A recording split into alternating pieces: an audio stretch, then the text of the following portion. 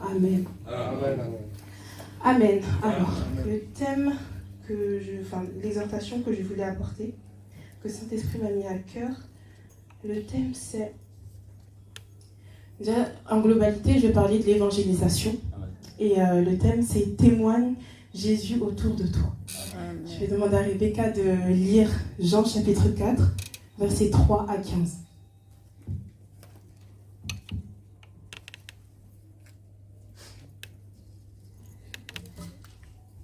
À 15.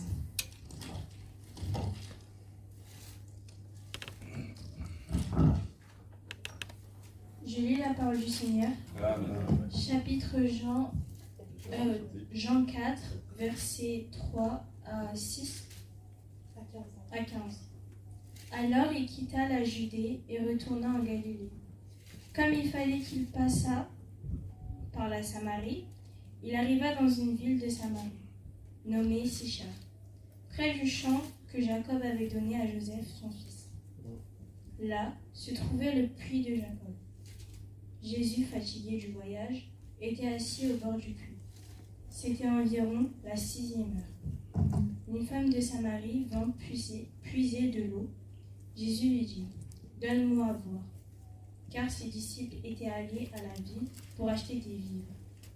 La femme samaritaine lui dit : « Comment toi, qui es juif, me demandes-tu à boire, à moi qui suis une femme samaritaine ? » Les Juifs, en effet, n'ont pas de relation avec les Samaritains.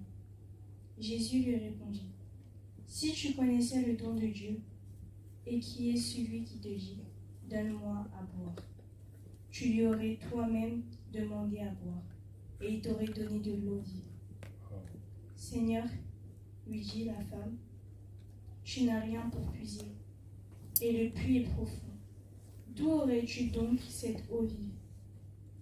Es-tu plus grand que notre père Jacob, qui nous a donné ce puits, et qui en a bu lui-même, ainsi que ses fils et ses troupeaux ? » Jésus lui répondit : « Quiconque boit de cette eau aura encore soif. Mais celui qui boira de l'eau que je lui donnerai n'aura jamais soif. Et l'eau que je lui donnerai deviendra en lui une source d'eau qui jaillira jusque dans la vie éternelle. » La femme lui dit, « Seigneur, donne-moi cette eau, afin que je n'ai plus soif, et que je ne vienne plus puiser ici. » Amen. Amen. Alors, déjà, quand le Seigneur m'a donné ce chapitre, c'est vrai que je n'avais pas trop compris. Pourquoi le rapport, déjà, c'était quel thème qu'il voulait que j'apporte. Et en lisant le dialogue entre Jésus et la femme samaritaine, j'ai compris qu'en fait, Jésus est en train de nous montrer comment évangéliser. Donc, je vais reprendre partie par partie pour qu'on puisse comprendre. Premièrement, Jésus, il était en Judée. Donc, il quitte le sud de la Judée pour aller en Galilée. Il se retrouve dans une ville qui s'appelle Sichar. Qu'est-ce que Sichar signifie en hébreu? Signifie la pause. Donc, il se retrouve à Sichar, là où il va devant un puits, le puits de Jacob. Donc, Jésus se pose devant ce puits. Et on peut lire, je vais relire rapidement le verset 7. Une femme de Samarie vient chercher de l'eau. Jésus lui dit, « Donne-moi à boire. » De verset 7 à 9, pardon.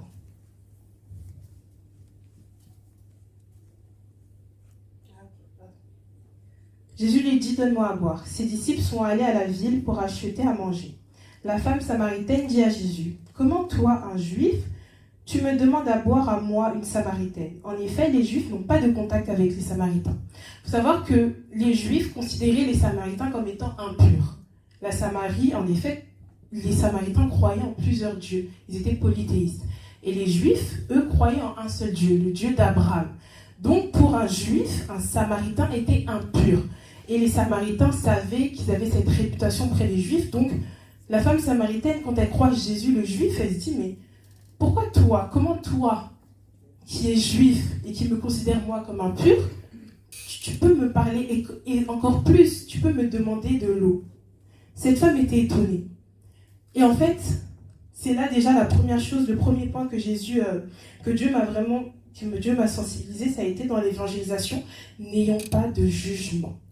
On va faire ça, on va regarder, toi tu es étranger, toi tu es ceci, tu es cela, tu ne reflètes pas ce que moi je reflète. Tu ne reflètes pas le Christ comme moi je le reflète.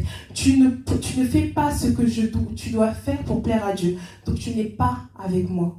Jésus n'a pas regardé à ce qu'elle était samaritaine ou elle était juive. Il a juste vu une femme qui venait puiser. Il lui a demandé de l'eau. Et cette samaritaine était étonnée. Elle a dit, comment moi, tu peux venir me voir et me demander de l'eau. Ne regardons pas à la cible, mais regardons à comment l'Esprit nous dispose à ce moment-là. Tu as peut-être dans ton entourage des gens qui n'ont pas une vie correcte devant Dieu. Des personnes que tu penses loin de Dieu et ce n'est pas possible pour Dieu de les sauver. Ces gens-là ont besoin de Dieu. Comme la femme samaritaine avait besoin de Dieu. Amen. Amen. Du verset 10 à 11. Alors, le verset 10 à 11 nous dit, Jésus lui répondit, « Tu ne connais pas le don de Dieu, tu ne connais pas celui qui dit « Donne-moi à boire ». Sinon, c'est toi qui demanderais à boire et je te donnerai une eau pleine de vie. » J'ai pas compris ce verset. Quand j'ai commencé à lire, j'avais pas compris. Je dis, Seigneur, mais quel rapport avec l'évangélisation? Une eau pleine de vie. Une eau pleine de vie. Et c'est là où j'ai commencé, je me suis vraiment arrêtée à ça. Et je me suis posé une question. Est-ce que vous savez combien de jours un être humain peut rester sans boire d'eau? Maximum. 3 à 4 jours. 3 à 4 jours. Il y a eu un record du monde de 18 jours, mais bon, je ne sais pas comment il a fait. Mais de 3 à 4 jours, on peut rester sans boire d'eau. Et le corps humain est composé de 65% d'eau. Donc notre corps va constamment demander de l'eau. On s'est tous retrouvés à un moment où on avait la gorge sèche, on avait juste une seule envie, c'était de boire de l'eau. On voulait boire. Et ça, c'est constamment au cours d'une année, au cours de notre vie. Voilà, vous êtes en train de boire. On va boire constamment de l'eau parce qu'on a besoin de cette eau pour vivre. Et donc Jésus vient et dit, écoute, moi je peux te donner l'eau de la vie. Vous vous rendez compte que pour cette Samaritaine qui venait puiser de l'eau, c'est-à-dire qu'elle cherchait aussi à boire, se dit, mais comment ça, tu peux me donner l'eau de la vie? De quoi est-ce qu'il me parle, ce juif? Il me parle de l'eau de la vie. Qu'est-ce que c'est l'eau de la vie? Elle aurait pu se poser plein de questions avec cette phrase. L'eau de la vie, ça donne la vie. qu'est-ce que c'est que l'eau de la vie? Dans l'évangélisation, c'est la même chose. Vous savez, moi j'aime dire il faut choquer. Tu arrives dans une entreprise, tu arrives dans ton travail, tu arrives dans ton école, peu importe. Les gens ils disent mais comment il fait pour se comporter comme ça? Comment il fait pour... Les gens, à ce moment-là, ils devaient s'énerver, mais ils ne s'énervent pas. Comment ça se fait qu'il a ce cœur, quand il passe, il y a quelque chose de bizarre? C'est étrange. Et vraiment susciter cette incompréhension auprès des gens. Ce questionnement de qui est cette personne? Qu'est-ce que cette personne a que moi je n'ai pas? Et c'est ce que Jésus dit, il dit l'eau de la vie. Je te donnerai l'eau de la vie. Et cette femme a besoin. Et vous savez, l'eau de la vie, j'ai compris. Quand on boit de l'eau, comme je vous l'ai dit tout à l'heure, on a encore soif. Sauf que on a besoin de quelque chose qui nous donne plus soif. On a constamment soif, on veut toujours avoir soif. Et les gens là dans ce monde, même parfois nous, qu'on est perdus, on est errants, vous savez ce qui représente la soif? C'est nos cœurs. Nos cœurs sont assoiffés. Tous autant que nous sommes chrétiens, juifs, musulmans, pas chrétiens, on a tous soif. Et comment se représente cette soif? Par un vide. Vous savez, les gens dehors, ils cherchent, ils comblent. Ils comblent cette soif, ce vide par autre chose. Parce que l'être humain est comme ça, il a besoin. Il cherche un but, ça va être le travail, d'autres ça va être le péché, d'autres ça va être ceci, cela. Il va se sentir, il croit qu'il est heureux. Mais au fond de lui, il n'est pas heureux. Il a besoin d'être comblé. Et Jésus nous parle ici de l'eau de la vie. L'eau de la vie, l'eau qui comble. Donc, on a déjà aussi cette notion de Dieu. Jésus cherche à faire comprendre à cette femme samaritaine qu'elle a besoin de cette eau de vie. Mais je pense que jusqu'à là encore, la femme samaritaine ne comprend toujours pas ce qui se passe. Donc, on va lire le verset 11. Le verset 11, la femme dit « Seigneur, tu n'as rien pour puiser l'eau, et le puits est profond. Cette eau pleine de vie, où tu la prends ?» Alors là, j'étais perdue. Alors là, j'étais perdue. J'ai dit, Seigneur, quel rapport avec l'évangélisation encore? Comment ça? Où est-ce que tu prends l'eau, le puits? Ok, on se remet dans le contexte. Dans le puits, dans ce puits-là, je pense que l'eau était très très basse. Parce qu'elle dit, tu n'as rien. Jésus, tu n'as rien. Comment? Il s'est assis comme ça, il est venu, il n'a rien pour puiser l'eau. Et il dit, t'inquiète, moi je vais puiser l'eau. Il m'a dit, mais t'as rien, t'as pas de seau. Comment tu vas me donner de l'eau, en fait, si tu n'as rien? Comment est-ce que tu vas faire pour aller puiser? Et moi je demandais, Seigneur, c'est vrai, comment tu vas faire? Parce que moi je ne comprends pas ce verset. Comment tu vas aller puiser? En fait, c'est simple. Vous savez, je suis sûre que vous avez tous entendu cette phrase quand vous avez essayé d'inviter quelqu'un à l'église, ou même dans votre vie à vous, c'est « Je vais d'abord mettre ma vie en ordre, après je vais revenir vers Dieu. » Vous savez pourquoi on dit ça? Parce qu'on pense que Dieu n'est pas capable de nous accepter et accepter nos faiblesses. Dieu n'est pas capable de changer ce qu'il y a au-dedans de nous. Que Dieu n'a pas le matériel nécessaire pour changer notre cœur. Sauf que le puits représente notre cœur et Jésus avait le matériel, sauf qu'elle ne le voyait pas. Elle ne voyait pas ce matériel. Elle pensait qu'il fallait que Jésus, il est... Non. Et c'est ça aussi que le monde pense.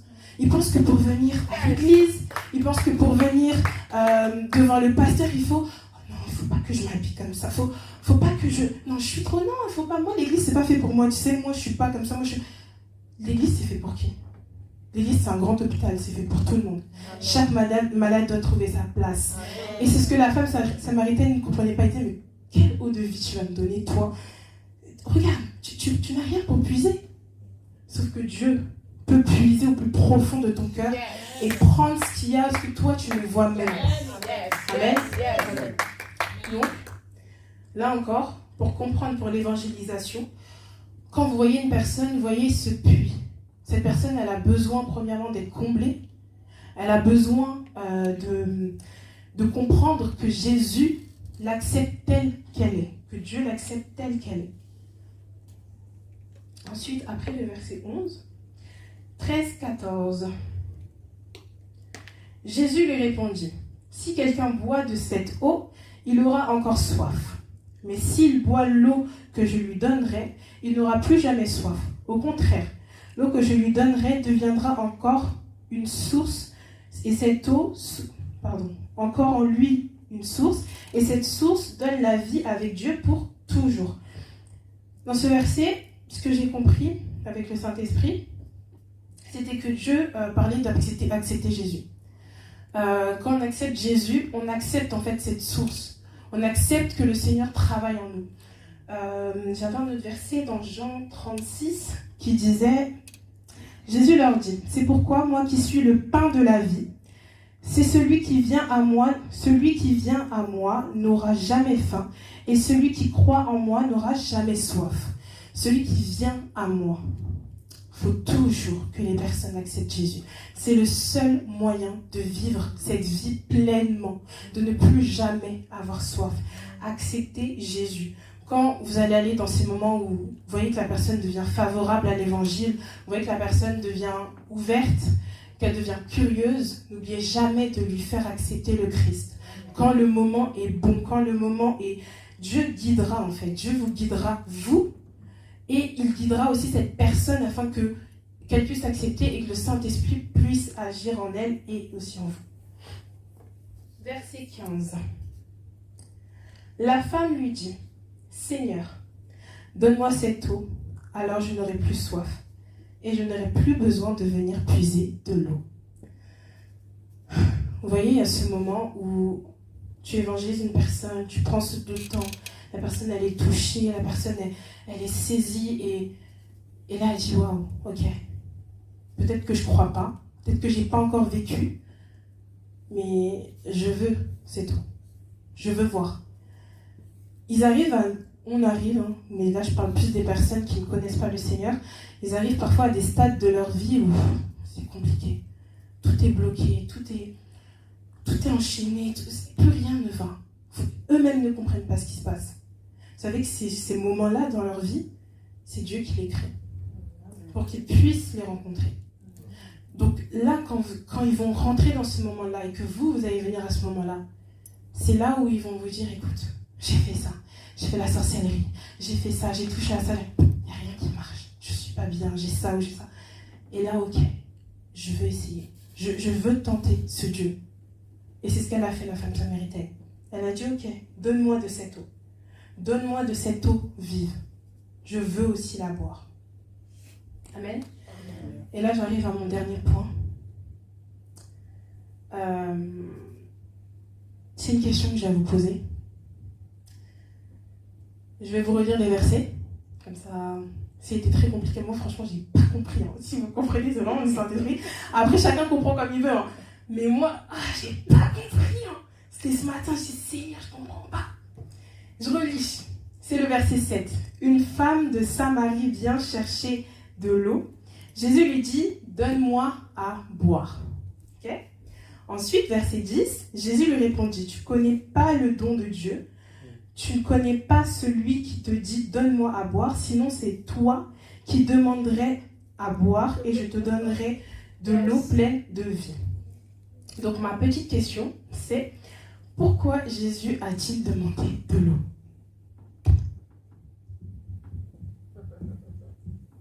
C'était dur. Moi aussi, je n'ai pas compris. Surtout qu'il dit que l'eau, que lui, il a l'eau de la vie, donc ça veut dire que l'eau physique, là, ça sert à rien, mais pourquoi il a demandé? Et il faut savoir que j'ai lu tout l'autre verset, je me suis dit, bon, peut-être qu'il avait vraiment soif, il avait marché de la Judée à la Samarie, peut-être qu'il n'a pas bu l'eau. Il n'a pas bu l'eau, et je vais vous lire un verset. Après, j'ai lu, j'ai dit, Seigneur, t'as pas bu l'eau? Et après, on dit encore dans le verset 28, attendez, je vais prendre l'autre verset, il dit, pendant ce temps, les disciples de Jésus insistaient, Maître, mange. Ça veut dire qu'il n'a pas bu d'eau, il n'a même pas mangé. Je dis, mais pourquoi tu as demandé l'eau alors? Je me suis vraiment posé cette question. Et en fait, Dieu m'a répondu. Jésus m'a répondu. Il m'a parlé. Quand Jésus a demandé l'eau à cette femme samaritaine qui venait, elle-même, elle ne s'y attendait pas. Elle venait, et Jésus, en fait, à partir de... Dès le début, Jésus ne parlait pas d'eau physique. Jésus, il parlait déjà d'eau de vie. Jésus lui demandait, donne-moi de l'eau de vie. Amen. Et cette femme, elle savait qu'elle était incapable de lui donner de l'eau de vie. Amen. Et en fait, Jésus, ce qu'il a fait, il lui a demandé ça pour qu'elle puisse se rendre compte qu'elle ne peut pas lui donner de l'eau de vie et qu'elle en a elle-même besoin. Pendant ton évangélisation, les personnes ne comprendront pas ce qui se passe dans leur vie. Ils ne comprendront pas, mais l'Esprit qui va les animer parce que toi, tu ne vas rien faire. Tu ne vas pas convertir. Je te dis tout de suite, tu ne vas pas convertir, tu ne vas pas changer son cœur. Tu ne vas pas lui dire d'arrêter. Non, cette personne n'arrêtera pas le péché parce que tu lui as dit d'arrêter. Non. C'est Dieu qui sonde les cœurs. Et c'est lui qui dira à cette personne, ne fais plus ça, ne fais plus ça. Mais c'est Dieu qui est au contrôle de toutes choses. Donc c'est Dieu qui va mettre cela dans son cœur. Comme il l'a fait avec la femme samaritaine quand il lui a dit, donne-moi de l'eau. Il a déjà créé quelque chose en elle. Il a déjà pointé quelque chose. Ça, tu ne peux pas me le donner. Et je sais que tu ne peux pas me le donner. Parce que c'est moi qui peux te le donner. Et il l'a dit. Amen. Amen. Retenez cela.